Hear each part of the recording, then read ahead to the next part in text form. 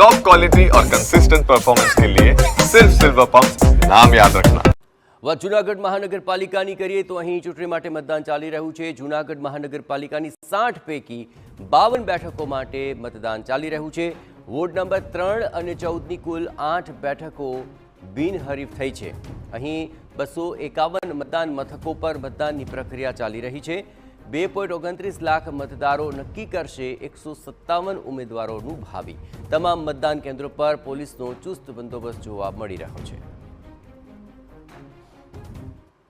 સ્થાનિક સ્વરાજ્યની ચૂંટણીને લઈને જૂનાગઢ મહાનગરપાલિકાની ચૂંટણીનું આજે 16 ફેબ્રુઆરી સવારે 7 વાગ્યેથી મતદાનની શરૂઆત થઈ છે। આજે યમુનાવાડી જે મતદાન મથક છે ત્યાં જે દ્રશ્ય જે બતાવું છું કે વહેલી સવારે 7 વાગ્યેથી તમામ જે વહીવટી વિભાગના કર્મચારીઓ છે, સ્ટાફ છે, તે સજ્જ બની અને જે મતદાનની પ્રક્રિયા છે તે શરૂ કરી દેવામાં છે। ખાસ કરીને મહાનગરપાલિકાના 15 વોર્ડની કુલ 60 બેઠકોની જે ચૂંટણી આજે જ્યારે યોજાઈ રહી છે ત્યારે વોર્ડ નંબર 3 અને 14ના કુલ 8 બેઠકો બિનહરીફ થઈ છે। ત્યારે 52 બેઠકો પર ચૂંટણી જંગ જ્યારે શરૂ થયું છે ત્યારે 251 મતદાન મથકો આવેલા છે। તેમાં 1400થી વધુ જે વહીવટી વિભાગનો સ્ટાફ છે તે તૈનાત કરવામાં આવ્યો છે।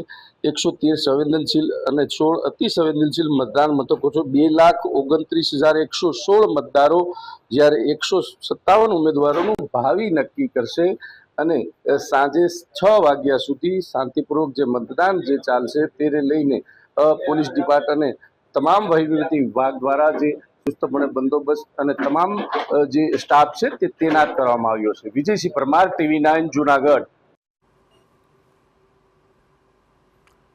તો મતદાન પ્રક્રિયા ચાલી રહી છે ને ધારાસભ્ય સંજય કરોડિયા પણ મતાધિકારનો ઉપયોગ કરવા માટે પહોંચ્યા હતા।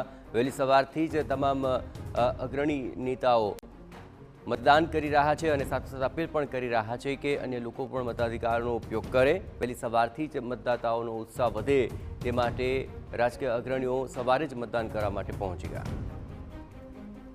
જૂનાગઢ મહાનગરપાલિકાની ચૂંટણીનું મતદાનની શરૂઆત થઈ છે ત્યારે ધારાસભ્ય સંજય કોરડિયા તેમના પરિવાર સાથે યમુનાવાડી મતદાન મથક પર મતદાન કર્યું છે। આપણે સંજયભાઈ સાથે વાત કરશું। સંજયભાઈ, ખાસ મહાનગરપાલિકાની ચૂંટણીનું મતદાનની શરૂઆત થઈ છે। જૂનાગઢમાં 52 બેઠકો પર ચૂંટણી જંગ ચાલી રહ્યો છે। 157 ઉમેદવારો મેદાનમાં છે। બીજી તરફ ભાજપને કેટલો વિશ્વાસ છે કે કેટલી બેઠકો પર જીત છે, આપ શું કહેશો? ભારતીય જનતા પાર્ટીનો 56 બેઠકો પર વિજય થવાનો છે, એમાં કોઈ શંકા નથી। મેં મારા મતનો અધિકાર નિભાવ્યો છે, આપ પણ આપના મતનો અધિકાર નિભાવો એવી સૌ લોકોને વિનંતી છે અને આ ઉત્સવની અંદર સૌ પણ ભાગીદાર થાય। ભારતીય જનતા પાર્ટી એક વિચારધારા સાથે અને એક વિકાસ સાથે ચૂંટણી લડતી હોય છે, એટલે લોકોને વિકાસની ને વિચારધારાની બંનેની એક મહત્વતા છે। એટલે લોકો ભારતીય જનતા પાર્ટીના બધા ઉમેદવારોને ભવ્ય વિજય બનાવશે, એમાં કોઈ શંકા નથી।